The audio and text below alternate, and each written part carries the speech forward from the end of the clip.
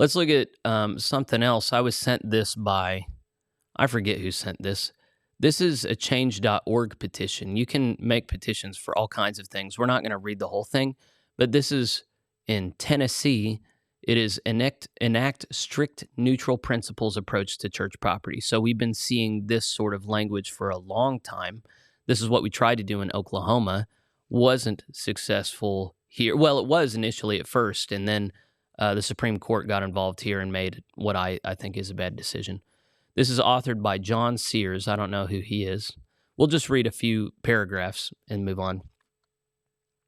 In the heart of Tennessee, small rural churches are more than just buildings.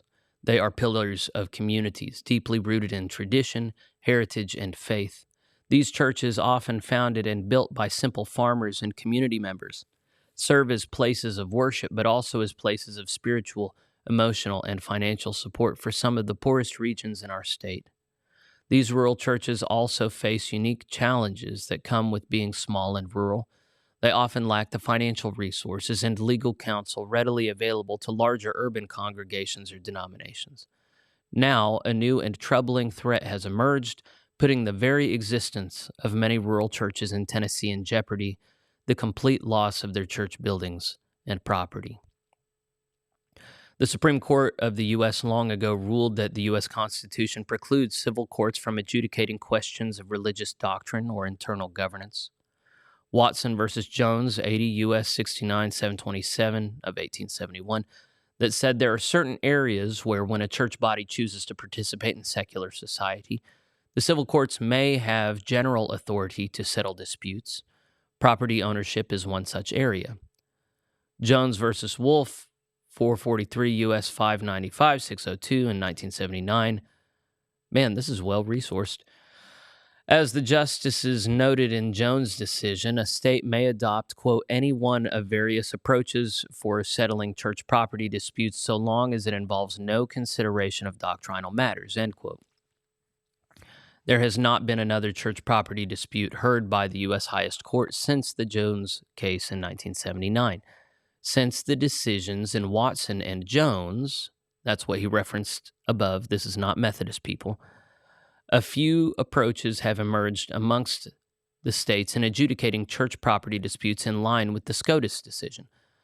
The dominant approach adopted by most states has been some version of what is described as neutral principles of law approach. Under the neutral principles of law approach, the courts will look at both secular legal documents like deeds, as well as church documents such as church constitutions or other governing documents. So I'll come back and do a little bit more of this. But again, I'm going to point you to the interview I did with Lloyd Lunceford. He explains all of this. Neutral principles law allows for the U.S. government to adjudicate right and wrong in some of these interinstitutional debates only insofar as doctrine is not involved. So you can look at the clear language in the Book of Discipline, the clear language on the deeds and other documents, and a worldly court can make a decision about right and wrong in that case. So when they did that in Oklahoma, clearly the annual conference was in the wrong. They called these conference officials up on the stand who were exposed for not being diligent, not being ethical, and that's good. That helps them lose face. And if any of y'all ever know of any of these court cases taking place, I can cover these things on live stream and show your conference officials failing basic moral tests, and that's good for exposing the UMC for what it is.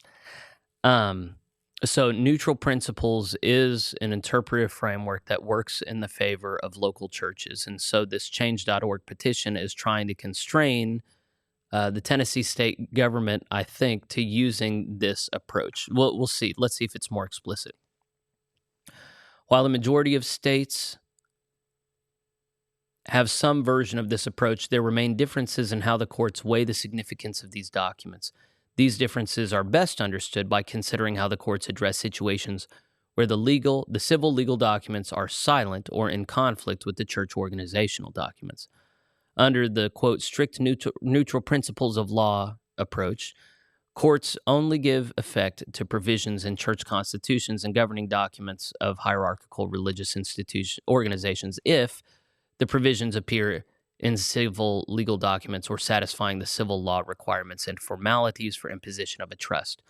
Under the hybrid neutral principles of law approach, the courts defer to and enforce trust language contained in the constitutions and governing documents of hierarchical religious organizations, even if this language of trust is not included in a civil legal document and does not satisfy the formalities that the civil law normally requires to create a trust.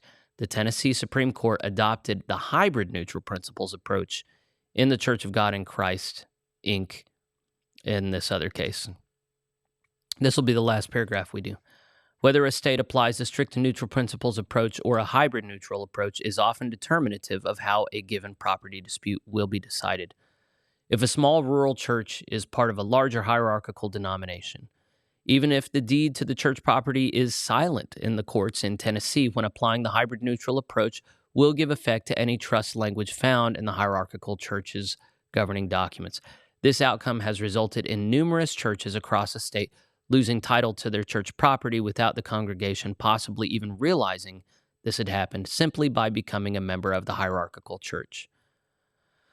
So it goes on a little bit, a few more paragraphs. I'm not going to read the rest. I will show you they're almost up to their 100 signature mark. If you want to add your name to the signatures here, trying to impact how it is.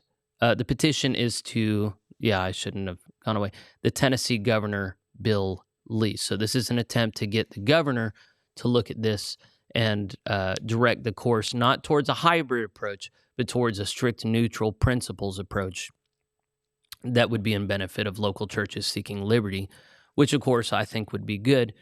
I actually think, the best good would be if annual conferences would let anyone go who doesn't want to be there. I just think it's a morally reprehensible position to be in when you're coercing, under threat of losing their property, people to be in relationship with you. I think that I've talked about this before, but can you imagine being a person who is so detestable that people want to leave you, and then you constrain them to be with you even though they don't want to be with you? I just think that's such an embarrassing place to be in. I think that's, it obviously lends itself to all kinds of metaphorical abusive relationships. It's not a marker of a good relationship that one party has to constrain other parties to remain in relationship with them, or that one party even feels good about exercising constraint in that way. That's an inversion of what the trust clause was supposed to do. It was supposed to be able to force out people that were not faithful covenant partners and hold on to their property if need be. But this is not the intent of the trust clause. This has always been morally reprehensible to use it in this way. And the fact that folks don't have discernment to see that is really embarrassing and shameful.